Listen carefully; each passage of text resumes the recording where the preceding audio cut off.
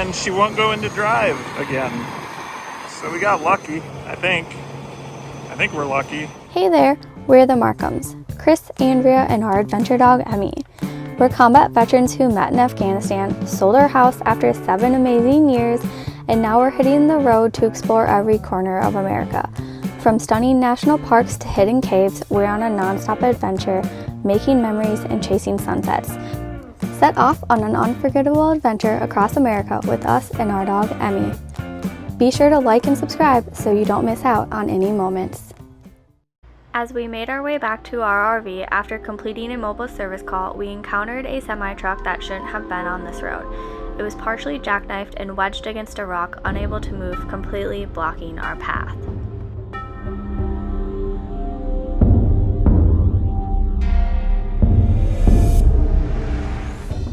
We shifted our truck into park at the bottom of the hill to assess the situation and figure out how to maneuver around the semi. However, when we switched it back into drive, the truck refused to budge, showing no signs of trouble beforehand. Reverse worked, but drive was unresponsive, even with the gas pedal pressed.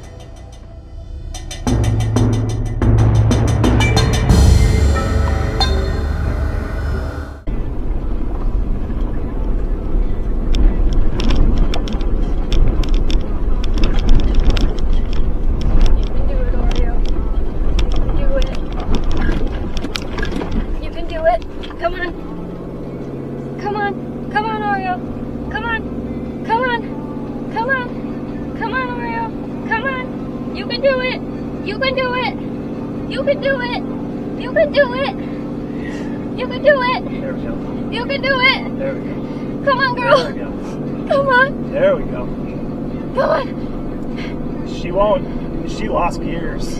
We're in like 6th right now. She won't even downshift. Come on, babe. Just get us home. Alright, what kind of truck do we have? Ram 3500 Laramie Dually. What year is it? 2022 with the Cummins motor, the Aisin 6-speed transmission, high output motor, 410 rear end. How many miles are on it? Built like a brick house. We're just under 50,000 now. It was right around 48 when it happened. 48,806 is when it happened.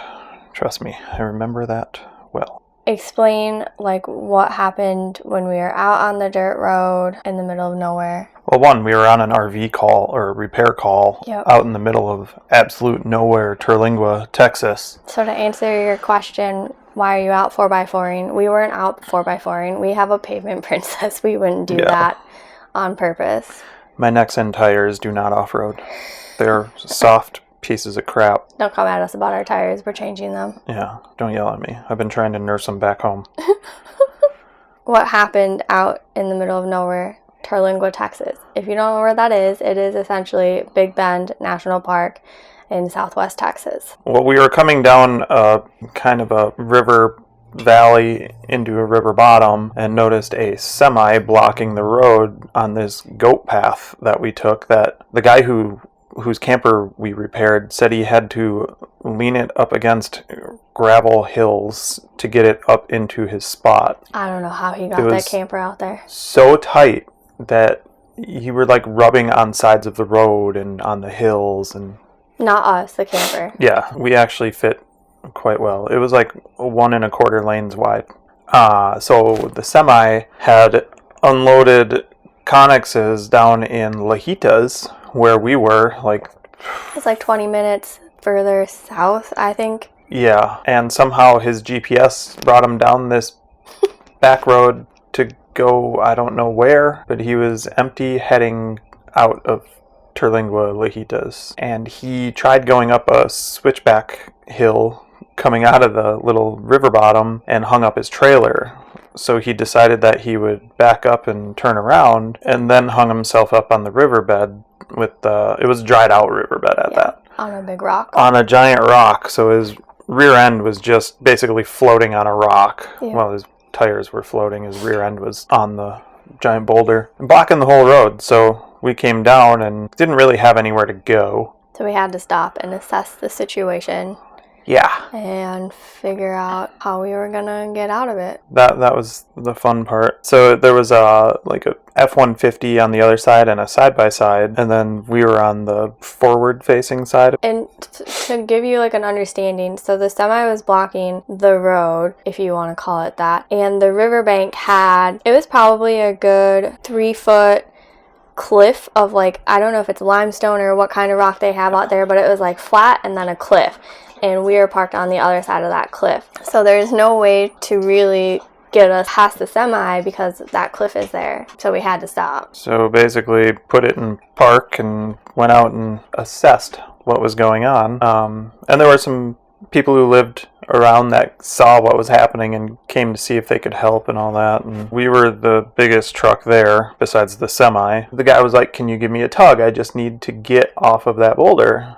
And I was like, "Don't really want to. Pavement princess." I was like, "If we don't try and get him out of there, we're not getting out of here." And you go backwards, and they didn't know. Hours. Yeah, they didn't know if the road back to the main road that way was even open anymore because someone gated it closed. Yep.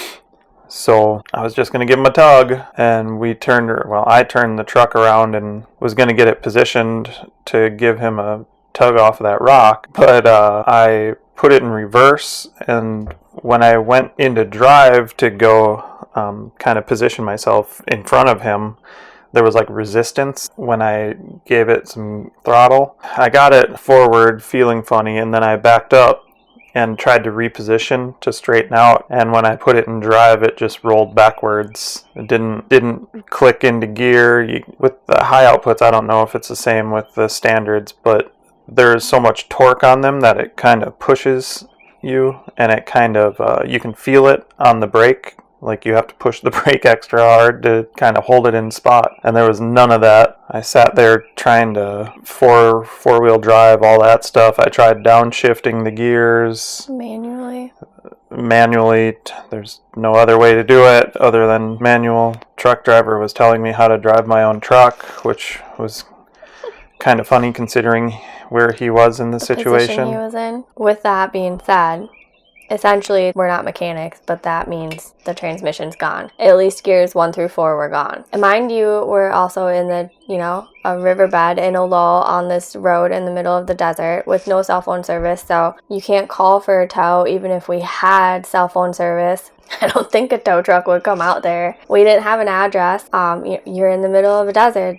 There's nothing we could have done, and the hill that we had to go up to continue getting out, I don't think a tow truck would have made it with Oreo on top of it. That'd be scary. But there was no cell phone service anyway, so there was no option to rely on outside help. It was figure it out. And some guy with a 250? Yeah, he had a old beat up 250 on his property that he used for, I guess, situations like this, and that was about it. Rusted out old beast. Oh yeah. He went and got it, told Chris to put the truck in drive, yanked the truck, it went into drive, and we went off. It went into like 5th gear. It didn't go into drive. But we rolled. We found a gear. We rolled forward. We drove home in 5th gear. And when it was sitting there, you could hear it, the electronics try and put it in gear, but it wouldn't engage anything.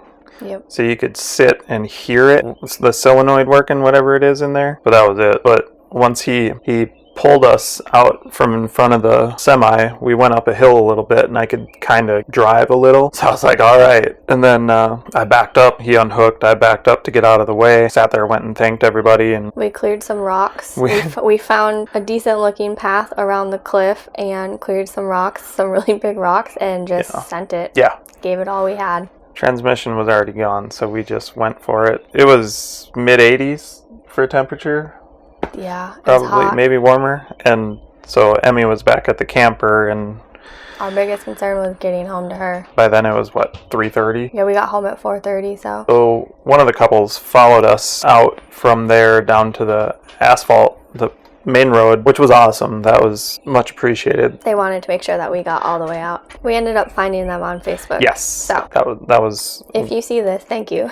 Yeah, that was one benefit of everything that came out of that, was actually getting to connect back up with them. But we basically had a 45-minute to an hour drive from there back to the camper in fifth gear, trying to just gun it up the hills. It wouldn't downshift. You couldn't manually downshift. You couldn't do anything. Couldn't really do anything other than drive. Yep. So, and we didn't want to lose that ability that it gave us. So we just went. We just went. But we made it. We made it back to the camper. Yep. We are incredibly grateful to the locals in the area who came to our aid.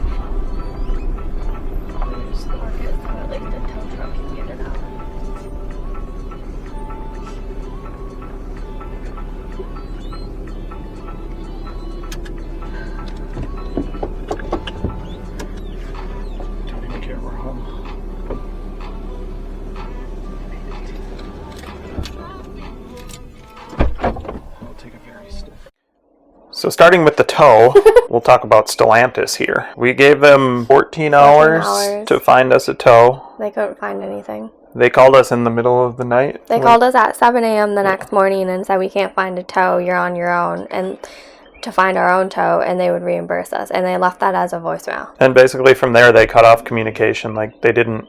Yep, they closed the case and everything. So Andrea's second phone call, she found a wrecker who had come down to us. The first one was afraid of winds. The second one was like, yeah, we'll be there. And the closest tow is Fort Stockton. Yeah. That is your closest big city. It's like 160 miles. Yeah. He got there at right before noon because I was working. Yeah. We left before noon, I believe. He got back up there by 2:30, which was shocking. Yeah, that man was efficient. Like, he had that thing up on the truck, chained down, and was ready to go. He wanted to beat the big winds that were coming to Fort Stockton by 3, and we beat it by like 2 hours. Whatever it was. Well, we made it. Long drive. Awesome company.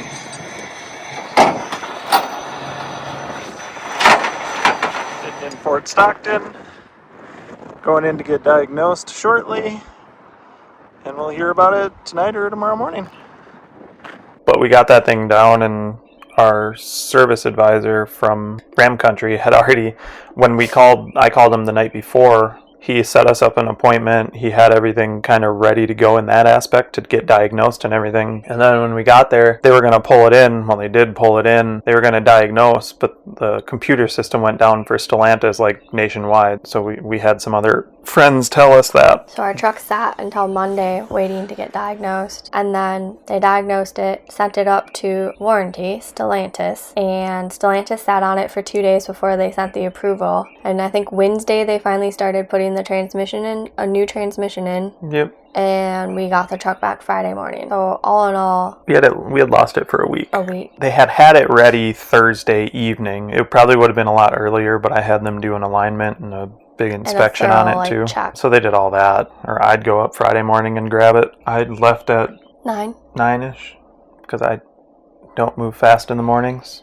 I got up there 11-ish, 11:30. You were home before I was off work. And they rolled it in. It was such a beautiful sight to see the truck rolling into the service bay and just moving forward. Yeah.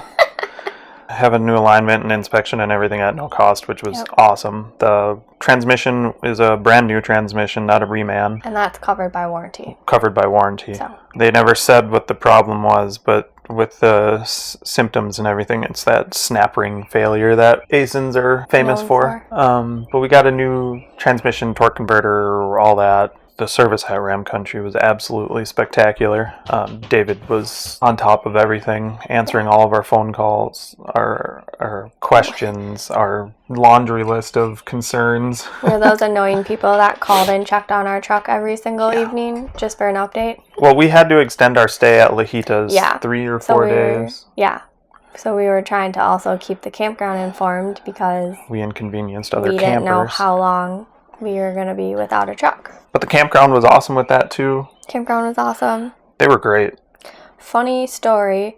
So while we were at the campground, we had a rental car, and the rental company asked us if we would, for some reason there was like a minivan key that got put in our car. So they asked if we would give it to this couple in the campground, and I'm like, that's weird. So we went to their site, brought them the key, and outside of their site was a 22 Ram 3500 dually. And I'm like, that's weird that they need a minivan key when they have a truck right here. So I brought them the key, and I was like, hey, here's your minivan key. And they're like, do you have the minivan? And I was like, no, we have a Malibu right now. The wife goes, our truck broke. What broke on it? And she goes, our transmission blew. And I was like, really? And she's like, yeah. And I asked, and they said it was a 22, and all the same symptoms, wouldn't go forward, nothing in 1 through 4, all the same stuff, and their truck was getting a tow up to Ram Country in the morning. Weird that Stellantis found them a tow, no problem. Yeah. Same spot. We were in the same campground, right? 40 spots away from us. Yeah. They were actually 4x4ing with their dually, so. But it was the same truck as ours, just a mega cab. Yeah. It was hilarious. The exact same truck. All blacked out. Yep. Exact same truck. It was super interesting. And they only had 14,000 miles on their truck. We had 48. So it was a little more believable on our end. But from everything I saw on the forums online, people... It doesn't matter the mileage. Yeah, it was anywhere from, 2,000 miles up to... one guy was like 100 some. A real issue that Stellantis has not... Yeah, if you look up like the National Highway Traffic Safety Administration, their investigation that they opened last April of 2024 is still open and still going. They've put out a few TSVs, but there's no big recall. They're just doing it on an as need as it comes in. So you're SOL. Yeah, so screw you and your transmission when it not breaks. Not putting out a warranty, or not putting out a recall. It would be pretty easy to fix when you just bring it in for service. They have a repair kit for it and everything. Not saying that's the best fix, but it's something. Better than it happening in a desert with no cell phone service. Yeah. And no tow truck. Yeah. No nothing. If you have questions, you've had a similar situation, we'd love to hear about it. Let us know in the comments below. Oh boy, where are we going? What are you doing? This is my seat. What are you doing? Get out of my seat. Really?